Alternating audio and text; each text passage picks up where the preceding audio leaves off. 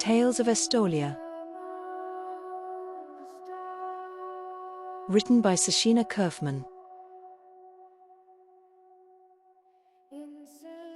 Volume 1. The Promise of Zacharias. Part 6. Prophecy.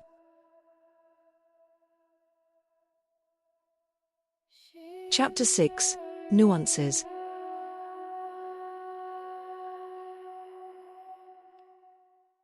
From the time of Shania, it has become clear that the role of Kaylee to the keeper is the most critical.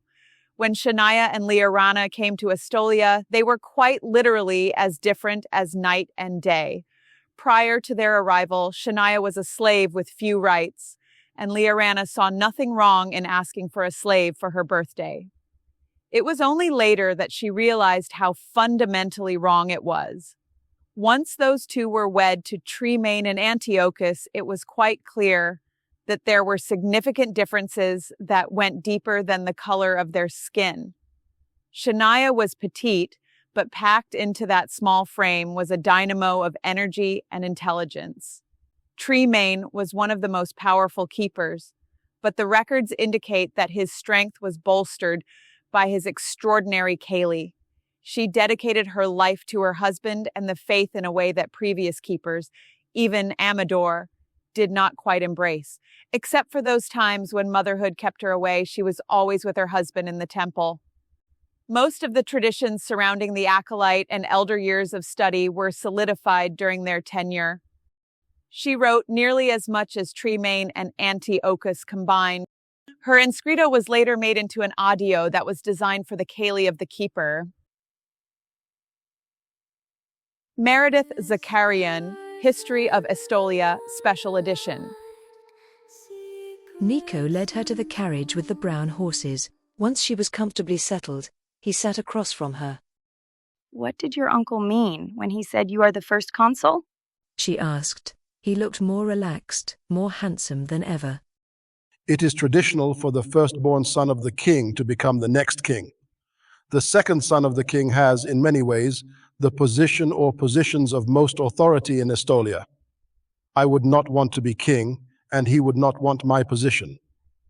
He paused for a moment to take a deep breath and smiled broadly. It is great to be home again. When my brother was ready to turn 30, when it was time for him to marry, I took my first of 3 separate roles, the last resort. If he was unwilling to fulfill his duties to become king, then as a last resort, I would be the new heir apparent. To eliminate the possibility, I made certain he met and married the perfect woman. When he seemed disinclined to continue, she prompted. "And first consul?" I was getting to that.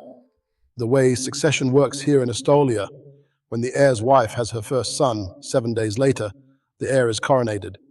Once he becomes king, the first consul steps down and the king's younger brother takes his place. It means that if something happens to him, I become king. When important decisions must be made, I am the first one he goes to for advice and counsel, though often he seeks simultaneously the counsel of our father and our uncle. We are called the Strellaran of Estolia, the 4 most powerful men in the nation.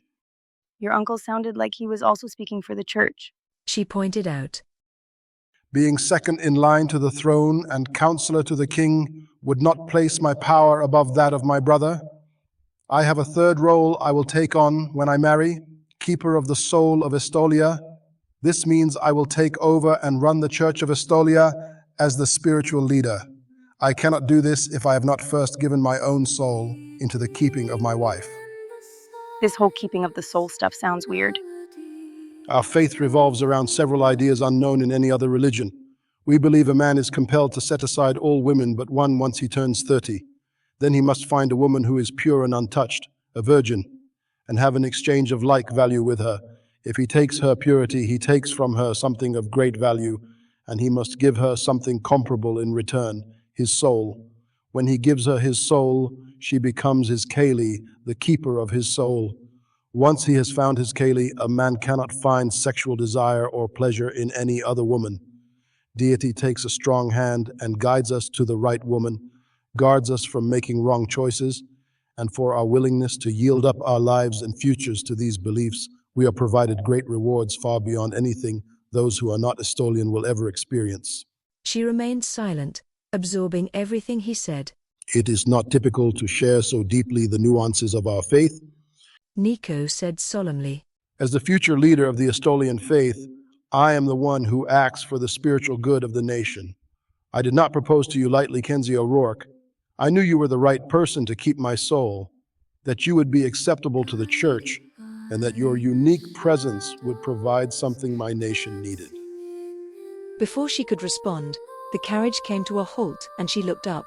She had been so intent on their conversation that she was unaware of the scenery outside the carriage. She was enchanted to see that they were in front of a fairy tale palace on one side, and on the other was a huge pond with a fountain. They were next to a grand staircase with a mirror image set of dual steps leading up 3 floors to a grand entrance. She beamed a smile at Nico, glad she made the journey. We are on Mount Zacharias, and this is our palace. It is the seat of our government. I grew up here and think of it as the family home. I forget how awesome it is until I can see it through the eyes of some visitor. If you consent to marry me, we will continue to live here in the quarters set aside for the next keeper of the soul of Estolia.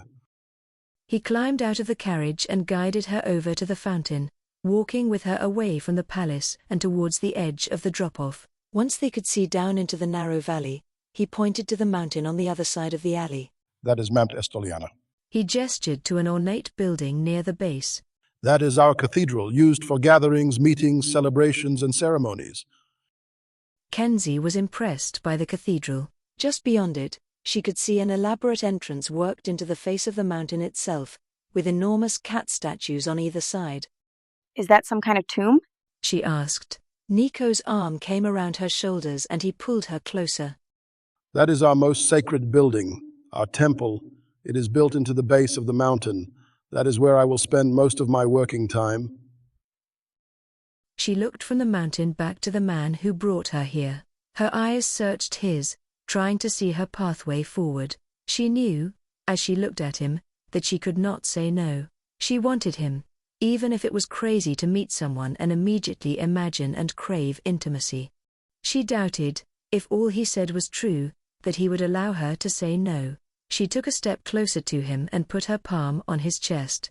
No matter how calmly he spoke of his religion, keeping of souls, palaces and temples, his heart was beating rapidly.